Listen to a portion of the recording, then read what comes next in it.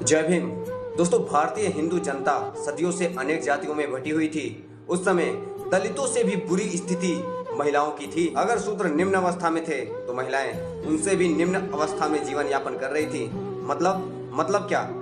एक तो शूद्र होने का जीवन यापन करना और दूसरी तरफ स्त्री होने का अभिशाप था उनको। धनी ब्राह्मण लोग अय्याशी के लिए उनका शोषण करते थे। उन दिनों ऐसी अनेक विधवाएं थीं जो अपने किसी न किसी संबंधी ब्राह्मण अथवा धनी व्यक्ति के अय्याशी का शिकार बन रही थी। इससे जब वे गर्भवती हो जाती तो उन्हें धक्के खाने के लिए सड़कों पर छोड़ दिया जाता था। उनमें से बहुत सी ऐसी महिलाएं थीं जो लाज भय के कारण कुएं या यूं कहें तो नदी में डूबकर मर जाती थी। बहुत तो ऐसी महिलाएं थी जो बच्चे को जन्म देकर सड़क पर कुएं या तालाब में फेंक देती थी और जब पकड़ी जाती थी तो उन्हें जान से मार दिया जाता था। कम उम्र में विधवा हुई युवती के बाल मुड़वा दिए जाते थे।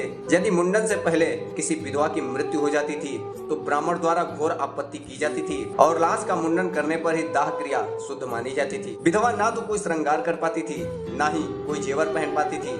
जेवर के नाम पर उसके गले और कलाई में एक काला धागा पड़ा रहता था। लोगों के मन में स्त्री शिक्षा के प्रति यह धारणा बैठ गई थी कि अगर वो शिक्षा लेती है या पढ़ने जाती है तो वो विधवा बन जाएगी, उसका पति मर जाएगा। कहने का तात्पर्य यह है कि स्त्री का जीवन दुख से भरा था, उसे कोई अधिकार प्राप्त नहीं थे।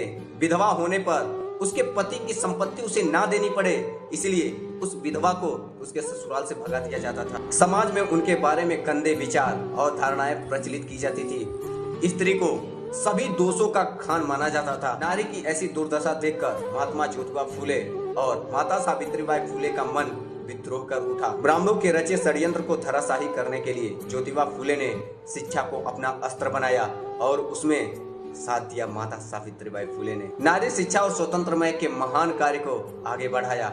ऐसे थे हमारे ज्योतिबा फूले जो महिलाओं को आजाद कराया और उनके कार्य को हमारे बाबा साहब डॉक्टर बी.आर. अम्बेडकर जी ने मंजिल तक पहुंचाया, महिलाओं को आजाद कराया। उस जमाने में जिस जमाने में महिलाओं को पढ़ने का अधिकार नहीं था, उस जमाने में महिलाओं के बारे में इतना सोचने वाले, समाज में जितनी कुरीतियां थी महिलाओं के ऊपर थोपे गए थे, उस कुरीतियों को दूर करने वाले हमारे महात्मा ज्योतिबा फूले जी हैं। उनकी आज जयंती है दोस्तों, मैं उनको कोट कोट नमन करता हूँ।